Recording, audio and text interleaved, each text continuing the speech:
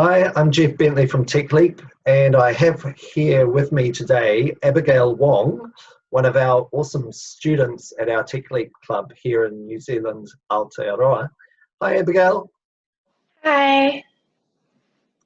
Hey, thank you for taking the time out. I know it's just after school, and your after school time is precious. So thank you for taking the time out to talk to me about your project on CoSpaces Edu, which is just amazing. So we started using CoSpaces Edu this term, but you've only been coming along to our club for I think a year now. And Yeah. this was the first time you had used CoSpaces Edu, right? Yeah. But you have used Scratch before and things like that. I have.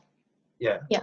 So how did you find it, CoSpaces Edu compared with Scratch in terms of the coding? Because CoSpaces has got code blocks, which is fairly similar to Scratch. Did it feel kind of similar to you? It did, and it was really easy to change it between the code. Cool. And now the project that you created came about because I said to the class, hey, I want you to make an animation of some sort in CoSpaces Edu, and I suggested recreating a movie scene. But what you came up with was just so incredibly creative and innovative that I just really wanted to share it with the world and show everybody about it because it's so cool. So tell me, where did you get the inspiration for your CoSpaces project? Well, I was watching a TED talk, and it was about James Beach and how he would always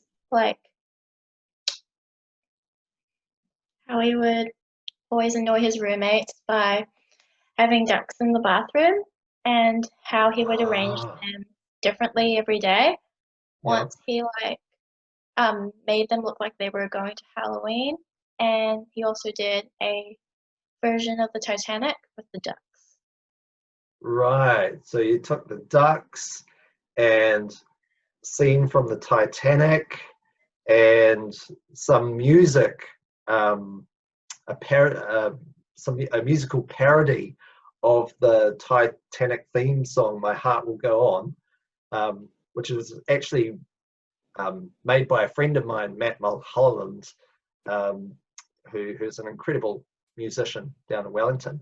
You put all those things together and created this incredible animation, which it's about, what is it, 2-3 minutes long?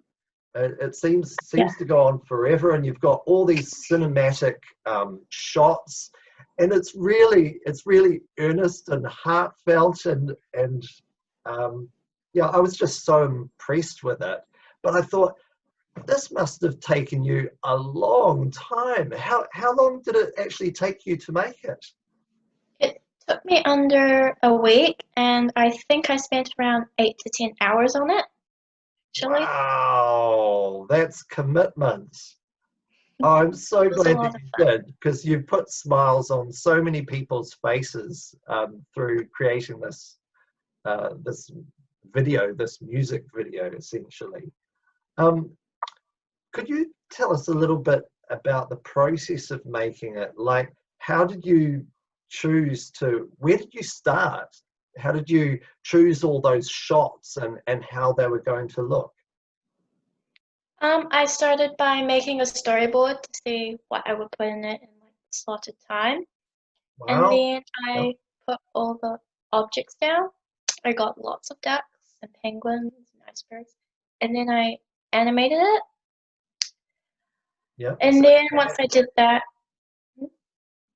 that was using the virtual cameras, is that right? Yep, I also used a lot of cameras. I think about 28. Yeah, that's a lot of virtual cameras. And about the same number of ducks and penguins, I think, too.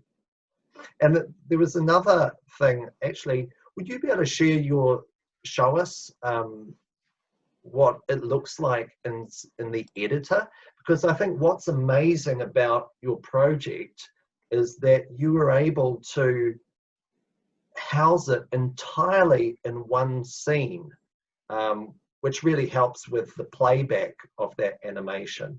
So would you be able to share that with us and share with us what it looks like in the editor? So tell us about those pink lines in there. That's masking, right? Yeah. Now, I hadn't taught you about masking at that point. So how did you discover it and then work out, oh, I can use this within my scene? Can you talk us through it?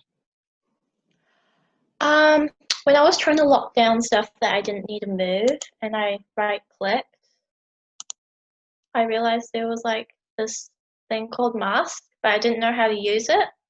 So I searched up online on what it was for, and it taught me that you can use it to basically make stuff invisible and just show your background, so that if you have like a camera and you don't want to see anything but the background, then you can use it.